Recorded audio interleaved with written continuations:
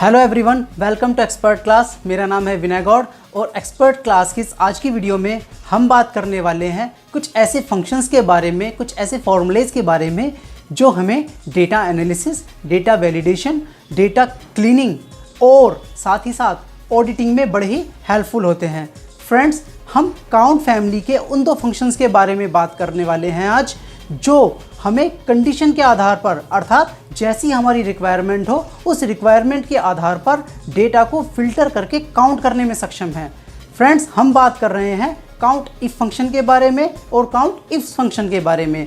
आज की इस वीडियो में हम आपको बताएंगे कि काउंट इफ फंक्शन कैसे काम करता है, काउंट इफ फंक्शन और काउंट इफ फंक्शन को लगाकर हम किस तरह से अपने डेटा को वैलिडेट कर सकते हैं, किस तरह से ये हमें ऑडिटिंग में हेल्पफुल होगा, इस बारे में आज हमारी चर्चा होगी। तो फ्रेंड्स, चलते हैं अपनी स्क्रीन पर और देखते हैं कि इन फंक्शंस को हम कैसे अप्लाई कर सकते हैं।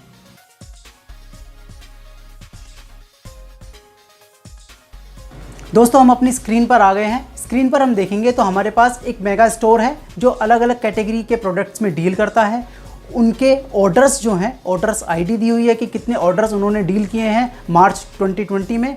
साथ में आइटम कोड हैं, उनकी क्वांटिटी हैं और वैल्यूज़ हैं। हमें करना क्या है, हमें क्राइटेरिया के आधार पर इनको काउंट करना है। फ्रेंड्स, सबसे पहले हम बताते हैं कि काउंट इफ फंक्शन और काउंट इफ फंक्शन में क्या अंतर है। दोस्तों, काउंट इफ फंक्शन और काउंट इफ फंक्शन में एक छोटा सा अंतर है और वो ये है कि काउंट इफ फंक्शन जो है वो सिर्फ एक सिंगल क्राइटेरिया के लिए ही इस्तेमाल किया जाता है, जबकि काउंट इफ फंक्शन में आप क्या कर सकते हैं, आप मल्टीपल क्राइटेरियाज डालकर वैल्यूज़ को काउंट कर सकते हैं। तो चलिए देखते हैं कि काउंट इफ फंक्शन कैसे काम करता है सबसे पहले, उसके बाद हम काउंट इफ फंक्शन की बात करेंगे। तो हम क्या करेंगे, हमारे पास जो क्राइटेरिया हैं, हमारे पास स्पोर्ट्स, क्लोथिंग, फुटवेयर, फूड्स, ये क्राइटेरिया दिए गए हैं। इनके आधार पर हम क्या करेंगे, वैल्यूज़ को काउंट करेंगे कि कितने ऑर्डर्स हमने इन कैटेगरीज में डील किए, equal to count if. Count if लगाएंगे और काउंट इफ के लिए सबसे पहला क्या कहता है, वो रेंज। रेंज हमें कहाँ से ढूंढनी है, रेंज कौन सी होगी, रेंज क्राइटेरिया के आधार पर डिसाइड होगी। मेरा क्राइटेरिया किस कॉलम में दिया गया है, क्राइटेरिया क्या है, कैटेगरी ऑफ प्रोडक्ट्स। तो कैटेगरी को मैं सेलेक्ट करूँगा, ये कैटेगरीज जो है मेरी प्रोडक्ट की, इसकी एंटायर रेंज को मैं सेलेक्ट कर लूँगा। ये हमने सेलेक्ट कर लिया। उसके बाद कोमा, वो कहता है किसको आपको काउंट करना है।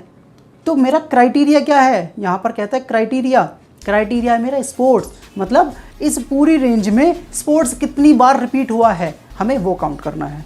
हमने सेलेक्ट कर लिया, यहाँ पर क्राइटेरिया दिया हुआ था जी कॉलम में।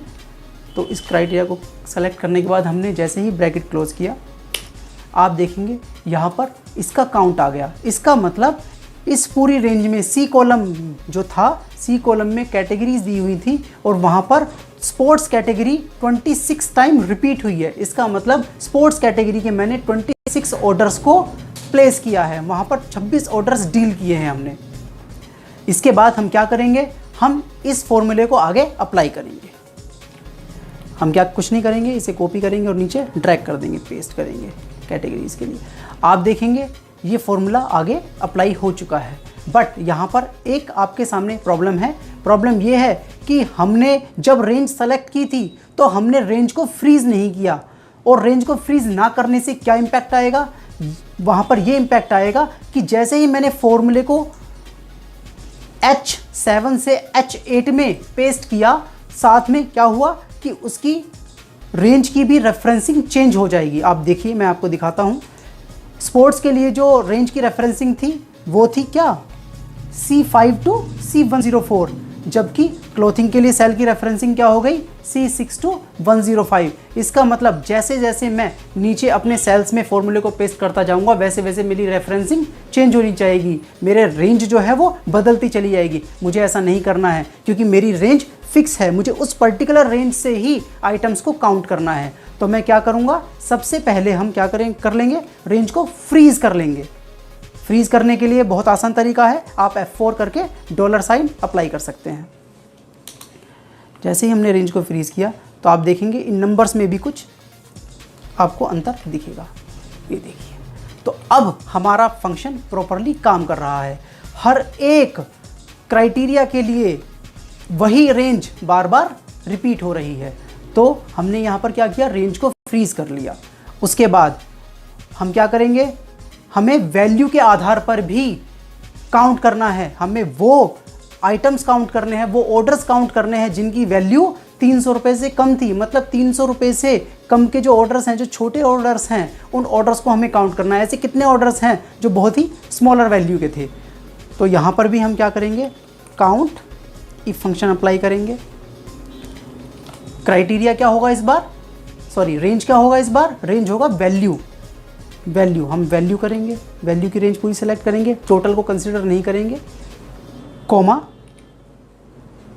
आइटम कौन सा होना चाहिए, आइटम क्या चाहिए हमें, हमें चाहिए वो ऑर्डर्स जिनकी वैल्यू 300 रुपये से कम है। तो हमें यहाँ पर इन्वर्टेड कॉमा में लेना होगा, इन्वर्टेड कॉमा में वैल्यू को टाइप करना होगा मैनुअली टाइप करने के लिए इन्वर्टेड कॉमा अप्लाई किया जाता है। ये हम अपनी पिछली वीडियोस में आपको बता चुके हैं। हमें चाहिए लेस देन 300, उस रेंज के अंदर 300 रुपये से कम की जो वैल्यूज़ हैं वो हमें काउंट करके दे दे। इन्वर्टेड कॉमा क्लोज करेंगे, एंटर करेंगे, तो आपको यहाँ पर पता चल गया। ऐसे 22 ऑर्डर्स हैं जिनकी वैल्यू 300 रुपये से कम है।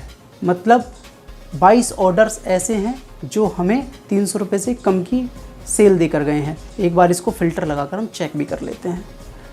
यहाँ पर फ़िल्टर लगाएंगे, नंबर फ़िल्टर। आई होप सबको इस तरह से फ़िल्टर अप्लाई करना आता होगा। Less than 300। अब हम इसको सेलेक्ट करके एक बार काउंट करेंगे, तो आप देखेंगे नीचे जो हमारा स्टेटस बार होती है यहाँ पर दिख रहा है काउंट 22। और जब हमने अपना काउंट इफ फंक्शन अप्लाई किया था तो काउंट इफ फंक्शन में भी हमें 22 ही वैल्यू मिली थी, ये आप यहाँ पर देख पा रहे हैं। तो इस तरह से आप देखेंगे हमारा काउंट इफ फंक्शन अप्लाई हो गया है, वैल्यूज़ के लिए भी उसने सेम काम किया। आगे बढ़ते हैं। अब हम देखेंगे कि मल्टीपल क्राइटेरियाज़ के आधार पर हम कैसे काउंट इफ्स फंक्शन को अप्लाई करेंगे। चलते हैं फटाफट और देखते हैं काउंट इफ्स फंक्शन कैसे अप्लाई होता है। Equal to count ifs function apply करेंगे, ब्रैकेट स्टार्ट। क्या क्राइटेरिया है हमारा, हमारे दो क्राइटेरिया हैं। पहला क्राइटेरिया है कि हमें फूड्स कैटेगरी को सेलेक्ट करना है, और फूड्स कैटेगरी के कौन से आइटम को सेलेक्ट करना है, जिसका आइटम कोड ये हमारे सामने दिया गया है। इस आइटम कोड को हमें काउंट करना है जो फूड्स कैटेगरी में दिया गया है।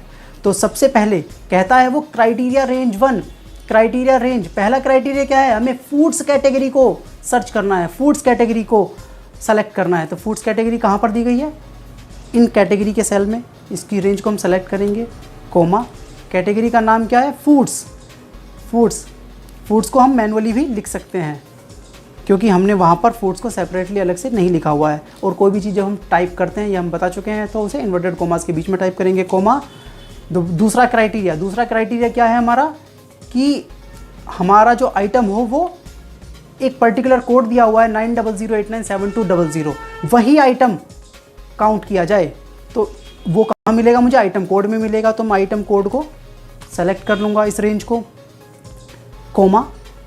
क्राइटेरिया 2 क्या है, वो पर्टिकुलर वैल्यू, उसे भी हम इन्वर्टेड कोमा के बीच में रखेंगे और टाइप करेंगे 900।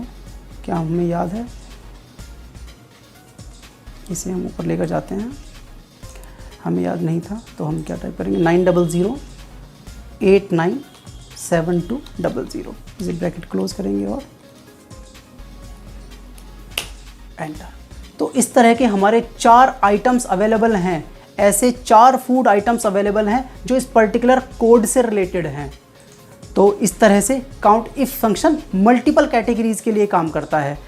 इसको एक बार फिर से अप्लाई करके देखते हैं। दूसरी कंडीशन में कहता है क्लोथिंग कैटेगरी होनी चाहिए और उसकी जो सेल्स वैल्यू है, जो ऑर्डर वैल्यू है, that should be greater than 500। तो दोबारा से अप्लाई करते हैं, इक्वल टू वही काउंट इफ्स अप्लाई करेंगे। क्राइटेरिया रेंज 1 कैटेगरी से ही ली जाएगी, कैटेगरी हमने सेलेक्ट कर ली इस रेंज की, कोमा। क्या है, क्लोथिंग, इन्वर्टेड कोमा के बीच में रखेंगे, clothing, inverted comma close, comma. Criteria 2 क्या है, क्राइटेरिया 2 है वैल्यू, वैल्यू वैल्यू वैल्यू कहाँ है मेरी, यहाँ पर ई कॉलम में वैल्यू सेलेक्ट करेंगे और वैल्यू के लिए कहता है, वैल्यू के लिए क्या कहता है, ऊपर जाके देखते हैं, वैल्यू के लिए कहता है greater than 500, it should be greater than 500। तो inverted comma start, greater than 500 manually type करेंगे, inverted comma close and bracket close and enter. ऐसे 10 आइटम्स हैं जो क्लोथिंग कैटेगरी से रिलेट करते हैं और उनकी ऑर्डर वैल्यू 500 रुपये से ज़्यादा है। तो आपने देखा इस तरह से हम काउंट इफ्स फंक्शन को भी अप्लाई कर सकते हैं जो मल्टीपल क्राइटेरिया के आधार पर काम करता है।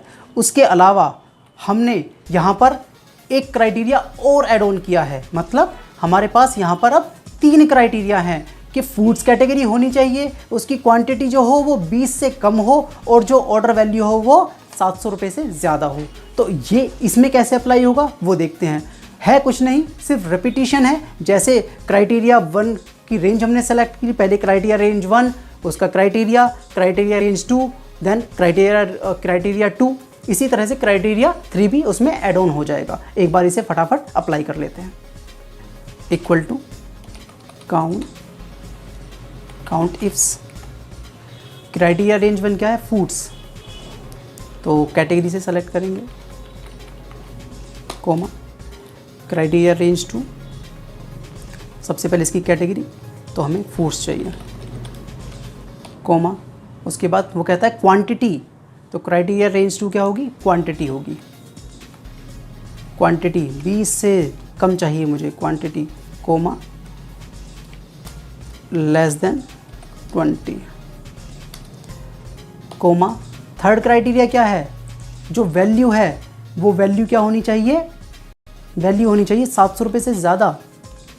तो वैल्यू को सेलेक्ट करेंगे, वैल्यू सेल से, coma inverted comma start, greater then 700, inverted comma close. लीजिए, ऐसा कोई भी आइटम अवेलेबल नहीं है जो फूड कैटेगरी का है, क्वांटिटी 20 से कम है और वैल्यू उसकी 700 रुपये से ज़्यादा है। एक बार चेक करते हैं, फिल्टर लगाकर चेक कर लेते हैं। फूड्स कैटेगरी सेलेक्ट करेंगे, सबसे पहला क्राइटेरिया जो था हमारा, इसमें क्वांटिटी 20 से कम होनी चाहिए, नहीं है कोई क्वांटिटी 20 से कम, सब 59 से स्टार्ट है। तो इस तरह से अगर कोई होती तो वो पिक होकर ऑटोमेटिकली फंक्शन से आ जाती।